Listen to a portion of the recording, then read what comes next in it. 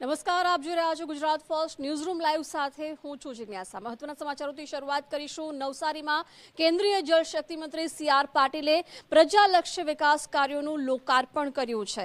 નવસારીના બિલીમોરામાં આજે અનેક વિસ્તારોમાં પ્રજાલક્ષી કામોનું લોકાર્પણ કરવામાં આવ્યું। જ્યુબિલી તળાવનું નવીનીકરણ બાદ લોકાર્પણ કરવામાં આવ્યું છે સી.આર. પાટીલના હસ્તે। આ સિવાય પ્રજાલક્ષી કામોનું ખાતમુહૂર્ત પણ આજે કરવામાં આવ્યું છે। આ દરમિયાન કેબિનેટ મંત્રી નરેશ પટેલ સહિતના હોદ્દેદારોની પણ ઉપસ્થિતિ રહી હતી।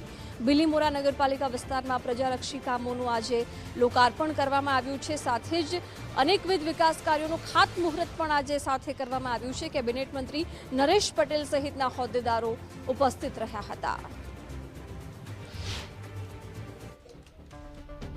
આજે નવસારી જિલ્લાના બિલીમોરા નગરની અંદર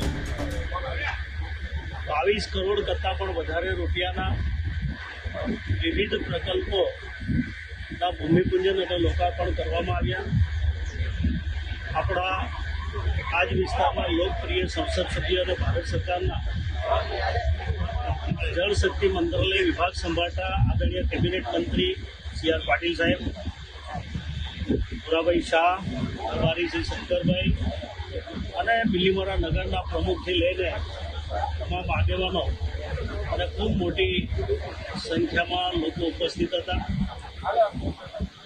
અને જ્યારે 22 કરોડથી પણ વધારે વિવિધ પ્રકલ્પોના લોકાર્પણ અને ભૂમિપૂજન થયા છે, ત્યારે હું બિલીમોરા જનતાને ખૂબ ખૂબ શુભકામનાઓ પાઠવું છું, અભિનંદન આપું છું।